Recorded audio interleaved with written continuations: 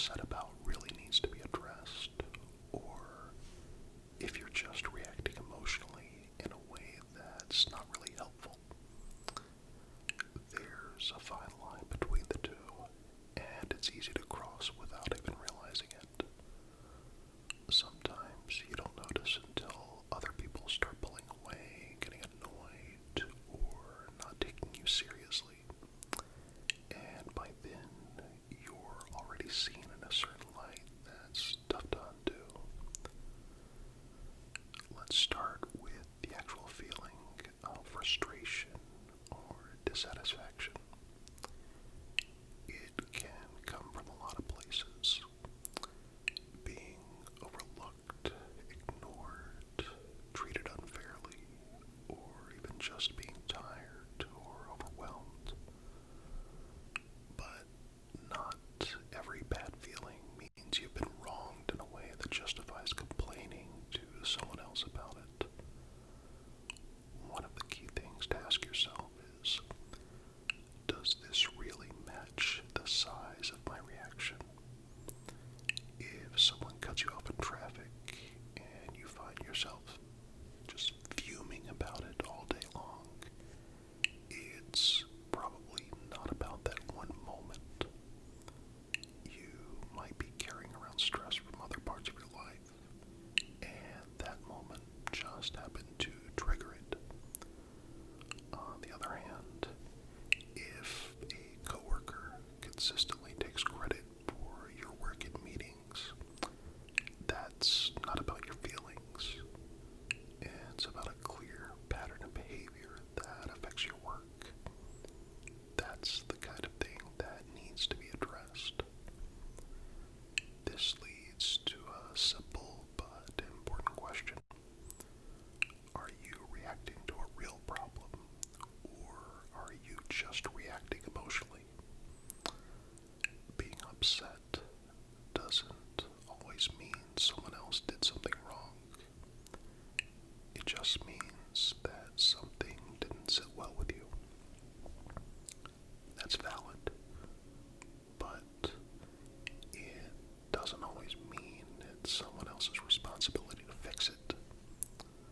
A legitimate grievance usually has some kind of concrete event behind it.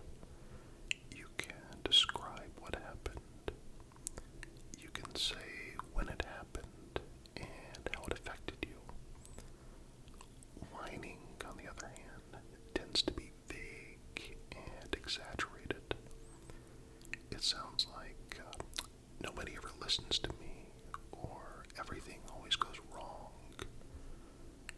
These kinds of statements don't help anyone understand what you actually need, and more importantly, they don't leave any room for a solution.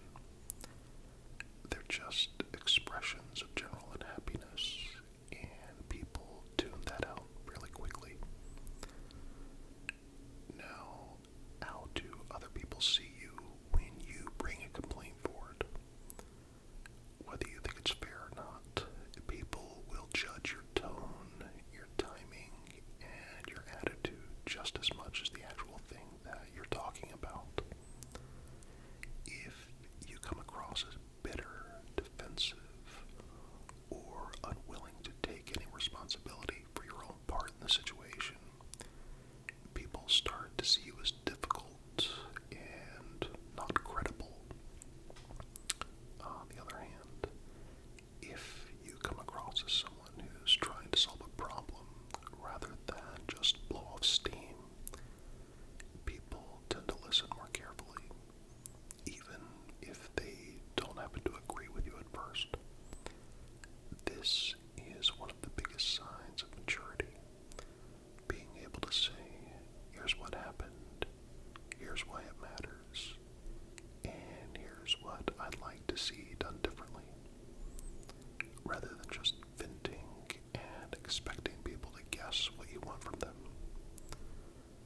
Let's be honest, people don't always say what they really think to your face.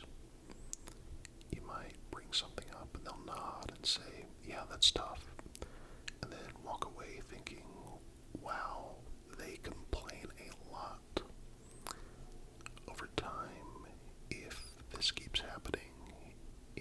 adds up to a reputation. And once you're seen as someone who always has a problem with something, it gets harder and harder to be taken seriously, even when your concerns are completely valid. That's one of the most frustrating things about this whole topic. Being right isn't enough. If your way of bringing things up pushes people away, you lose the chance to make any kind of change. That's why how you express yourself matters just as much as what you're saying. Another clue that can help you figure out whether you're being reasonable or just spinning your wheels is how much personal responsibility you're willing to take. In most situations where something goes wrong, there's usually more than one factor at play. If your instinct is to blame other people completely without stopping to think about your own role, even a small one, there's a good chance that you aren't seeing the whole picture. Real grievances usually come with a level of shared responsibility. Whining doesn't. It always points the finger outward. If you're willing to admit, I probably could have handled this differently too, you're showing that you're more interested in solving the problem than just winning an argument. It's also worth looking at your own internal dialogue. How do you talk to yourself about what's bothering you? Are you trying to understand the situation better? Or are you just going over the same complaint in your head again and again? If your self-talk sounds like, why does this always happen to me? Or they never give me a break, you're probably building a case rather than actually processing what happened.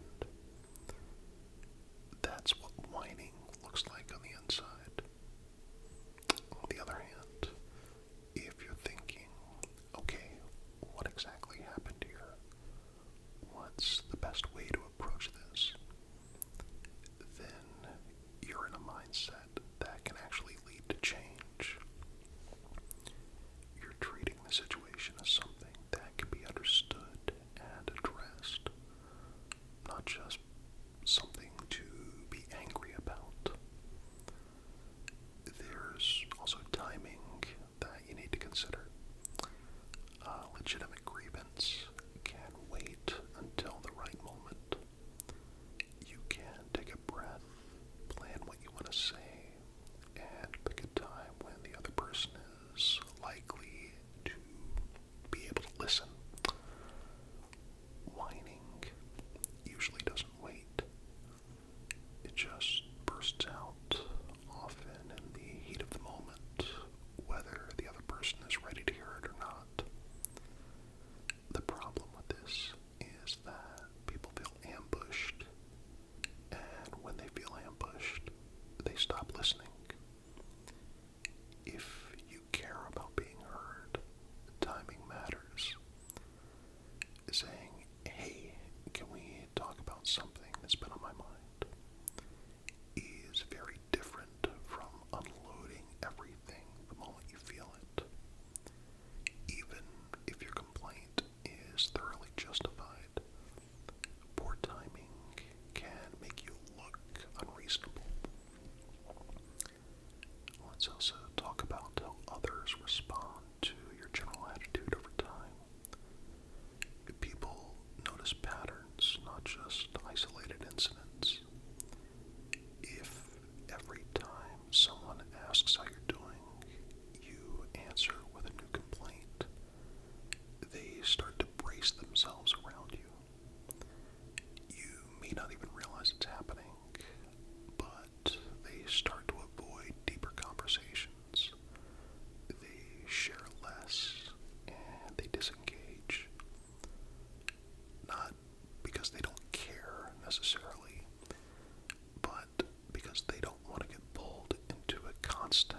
negative cycle. On the flip side, if you're someone who generally keeps things in perspective, but only occasionally raises a concern, people are more likely to really stop and listen when you do. They'll think, hey, if they're bringing this up, it must really matter. That is the kind of credibility that you want to build. Another thing to consider is what you actually want. Do you want a solution, or do you just want sympathy? Do you want to make the situation better, or do you just want someone to validate that you've been wronged? Both are understandable, but they're very different goals. If you want a solution, then your complaint needs to be clear, specific, and actionable. If you want sympathy, it's better to just say that outright. I'm not looking for answers, I just need to vent. People appreciate that kind of honesty.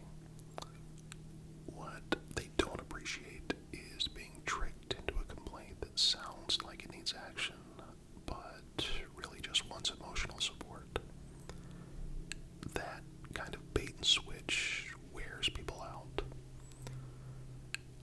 Let's also be real about how different environments handle complaints.